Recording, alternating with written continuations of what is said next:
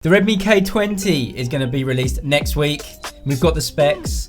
If you're into flagship killers, phones with very high-end specs for a very cheap price, then the K20 might be for you. Oh, and by the way, there are rumors suggesting that this is going to be the cheapest Snapdragon 855 smartphone. Anyway, I've got all the latest specs and hardware that the phone is going to use, plus some of the latest materials released by Xiaomi themselves. So we know for a fact this phone is getting the Snapdragon 855. Xiaomi have released plenty of materials saying that this is going to use the latest and greatest processor for Android. So what other phones carry the Snapdragon 855? You've got the OnePlus, the OnePlus 7 Pro, the Galaxy series from Samsung, the Oppo Reno 10x zoom edition, and the Xiaomi Mi 9 itself. All of those are 4,000 RMB and above, the cheapest of those being the Xiaomi Mi 9 at 3,000 RMB. Not to mention this Antutu score, which was taken apparently from the K20,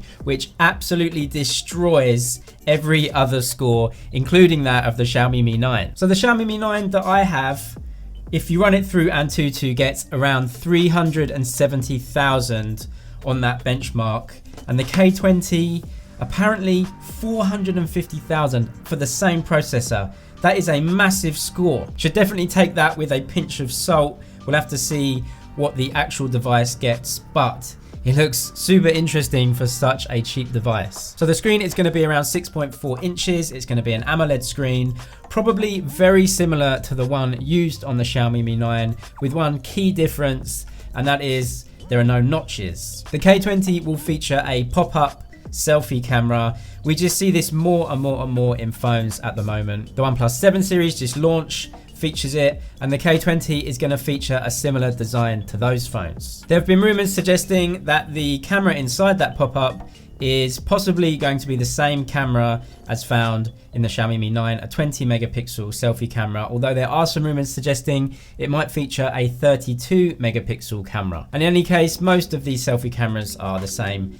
anyway in terms of results, but what we know for certain is it will be inside that pop-up and the screen will be completely bezel-less. People are saying that this thing might start as low as 64 gigs of memory. That's pretty low for an Android phone, but it's one of the ways Xiaomi might cut back on costs to give us the cheapest ever Snapdragon 855 smartphone. There are some photos already of what are reportedly the real device. You can see a triple camera setup on the back there. Rumors suggest that this will be a normal triple camera setup with an ultra wide, a main camera, which is a 48 megapixel Sony sensor, the IMX586, which has featured in a ton of Android phones, especially from Chinese manufacturers this year. That's in the OnePlus 7 Pro, the Xiaomi Mi 9, the Honor V20 or the View 20 as it's called outside of China. The Oppo 10x zoom edition uses that as the main sensor. So we've seen this in a lot of phones and it is an impressive unit. You should be getting a zoom camera on there as well, probably 2 or 3 times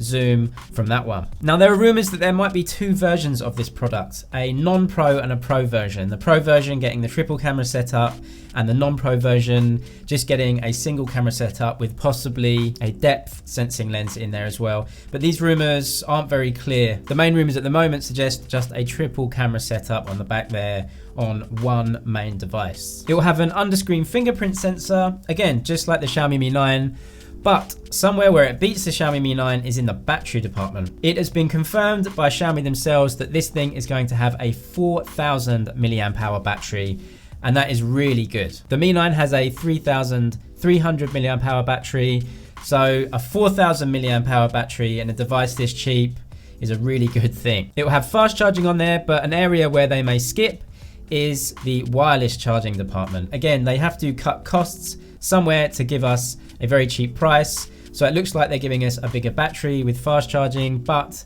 no wireless charging on this one. It also looks like there will not be a headphone jack on this phone. All right, so what about the price? There has been speculation in China on Weibo about the price. People know this thing is going to be very, very competitively priced. People are saying it has to be the same or maybe cheaper than the Xiaomi Mi 9. The Xiaomi Mi 9 starting at 3,000 RMB.